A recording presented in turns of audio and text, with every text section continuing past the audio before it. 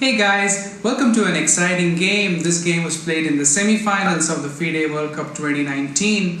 This game is played between Liren and Yangi. Ding has the white pieces and Yu has the black pieces. The first couple of games with the classical time control has been ended up in a draw. Both of the games were draws, and this is the third game which have stricter time controls.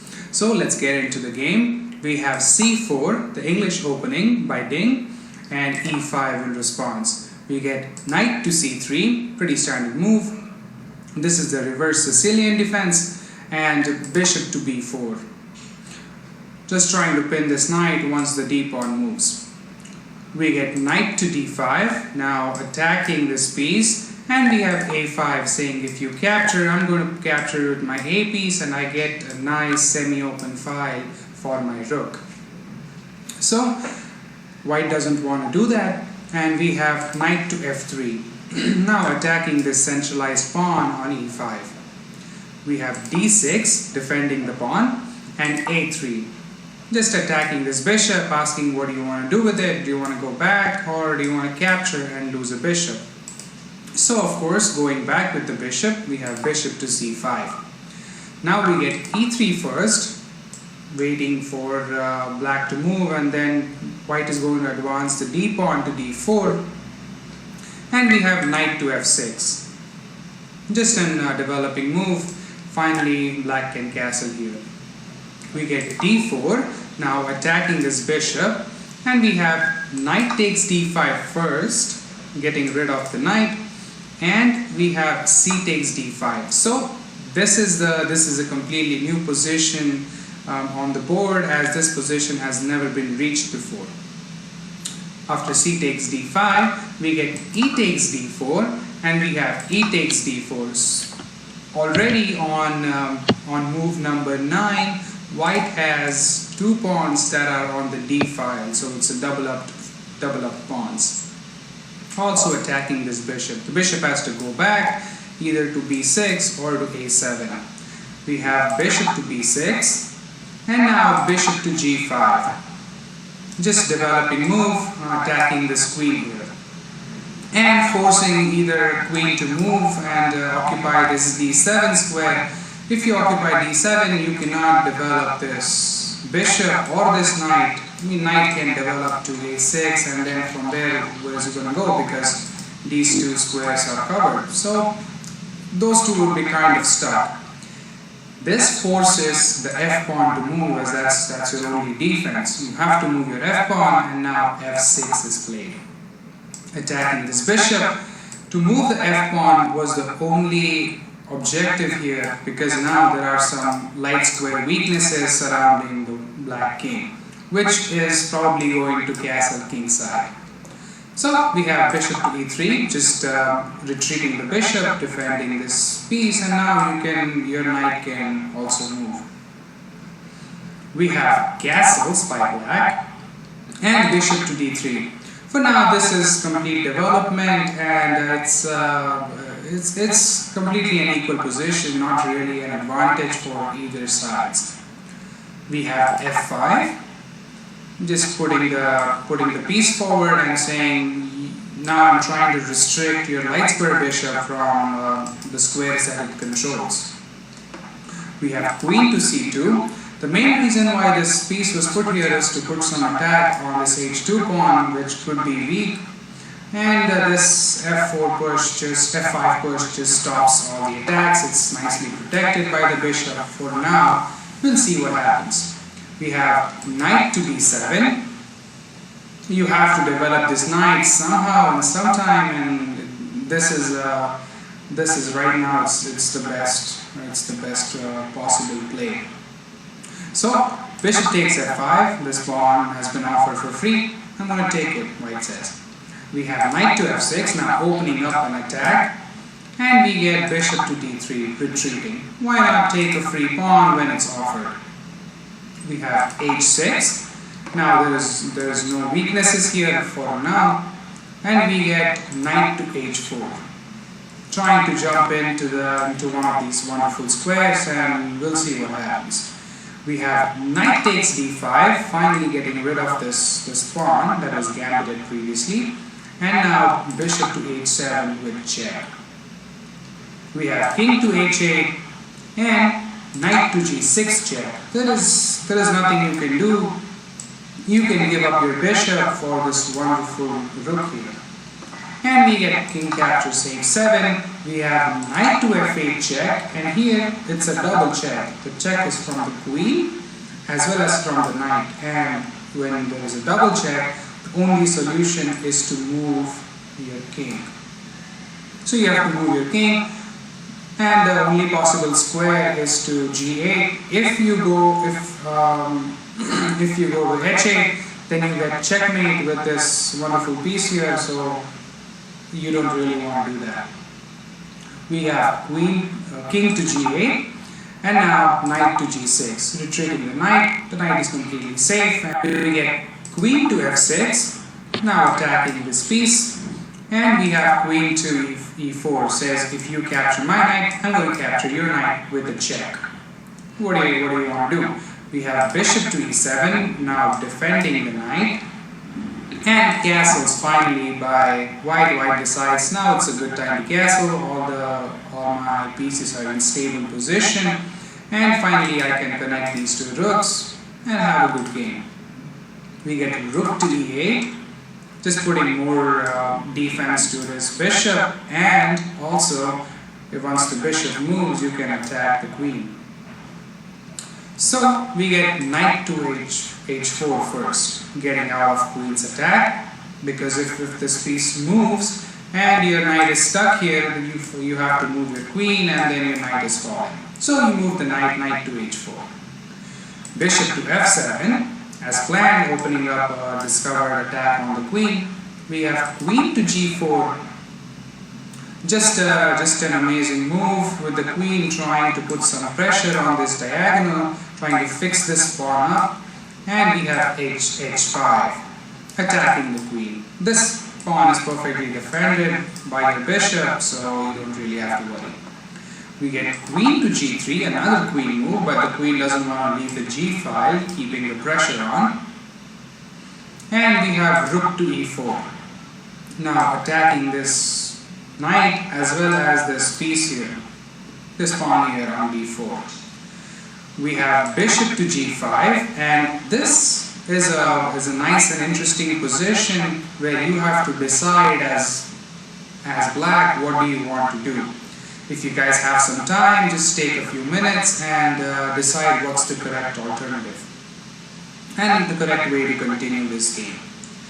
So if you guys found it, you guys are amazing to keep the game to a minimalistic draw, or not allow white to get a slight advantage.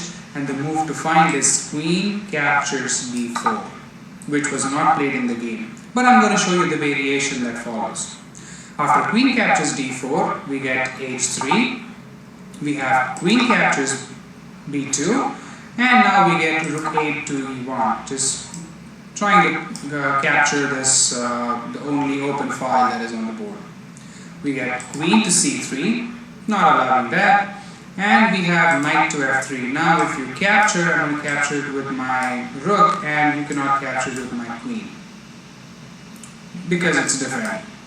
So we have rook captures e1, rook captures e1, queen captures a3, finally eliminating this pawn, and we have bishop to d2. Again, going after this piece, and finally, slowly but surely, white is going to eliminate all of these pawns, and it's going to have a completely drawn game. We get queen to b2, we have queen to h4, going after this pawn, and we get knight to f6, just simply defending it twice. We have queen to g5, just a nice developing move. We have queen to c7 now. Plain and simple, there is no plan here. This is a completely drawn game, and both players are waiting for other player to make a mistake here. And this is what black should have gone for. But instead, what he played is queen to e6. So from queen, not captures, but queen to e6. And this changes things completely. We have h3, and now we get bishop takes d4. No, not queen takes d4, but bishop takes d4. And this bishop will now enter the white's territory, and it's going to be attacked a lot. You'll see that in the future. Knight to f3. C now attacking this piece. We get bishop captures b2, and now rook a to b1, again attacking this bishop and attacking this backward b7 pawn. And you have to protect this backward b7 pawn because it can then become, it's obviously a weakness, but it also cannot support this a pawn if it's not there. You're going to have some pawn islands here. Suppose if you move this piece, then that's what you get. Bishop captures on b7 and you're going to be in a lot of trouble. So how do you defend it? You have rook, and you can put the rook to e2, which is exactly what Yangi did. You get bishop to d2. Now you cannot defend this piece anymore, saying if you capture, I'm going to capture it with my knight, so it's not really good for you. We get queen to f6, now putting some more pressure and supporting this this bishop, because if this bishop falls, then this b7 pawn is falling automatically, and you don't really want to give that up for now. We get bishop captures a5 and knight to f4. We have bishop captures c7 now, trying to eliminate these pawns, and rook to c2. Now we get king to h2, and this is again an interesting position. And black, you have to decide as black what do you want to do. Do you want to give up your bishop, capture white's dark square bishop here, and have a control game? I'm going to show you what happens if you do that though. Rook captures c7, getting rid of the bishop and supporting your backward pawn. Now you get rook captures b2, getting white also wants to get rid of your bishop. You get queen captures b2, queen captures f4, and now queen captures a3, eliminating this this a pawn. Now you have, as black, you have two passed pawns, but it's not that easy to calculate everything. Because after this, you get knight to g5, now attacking this piece here twice. And you have to defend it. But how are you going to defend it? You cannot defend it immediately, but this is what happens. Queen to c3. Now you have to keep an eye on this bishop, because after queen captures d6, there is a threat of checkmate here on obviously d8 file. So how do you defend the checkmate? You have to put your rook to c8, and because you needed your rook on c8, you have to put your queen here on c3. So knight takes f7, obviously you cannot defend the piece anymore, and king takes f7. And if you count the material on the board, we have 1, 2, 3 pawns against 3 pawns that white has, 1 rook each and 1 queen each. So there is completely equal material. This is again falling, this piece here is falling, and white is going to have a slight advantage, but not really. After queen to b7 check, you're going to get king to g6, and queen takes b7, finally eliminating this pawn. And now the entire game is going to shift towards the king side, and this probably will end up in a draw. But black did not go for this variation. Instead, he pushed h4, again attacking this queen. Do not know what the purpose of this move is, but nonetheless, queen to g5. Again, an interesting position, and if you guys want, you can pause the video. The reason why I ask you to pause the video is because this becomes a good exercise for you to do, and to see how grandmasters think, and to train yourself to think in that way. There are two options. Obviously, you can either capture with your queen, or you can capture here on c7 and capture the bishop on c7. What do you do?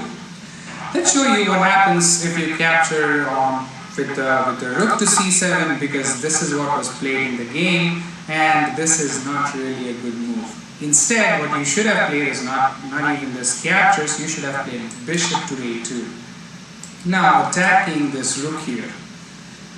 That's the move I did not tell you, because sometimes when I give out the hints, people tend to find the lines, but this was a difficult line to find. Even I was not able to find it. So queen takes f6. Now finally getting rid of the queen. She takes f6. We have rook takes b2, rook takes b2, and knight takes h4. Finally, you're going to get rid of all the pawns, and if you count the material, it's one knight against one knight, opposite colored bishops, and the same, you have one rook each. If you count the pawns, it's 1, 2, 3 pawns against 1, 2, 3, 4 pawns, but this pawn is pretty weak and it will fall soon.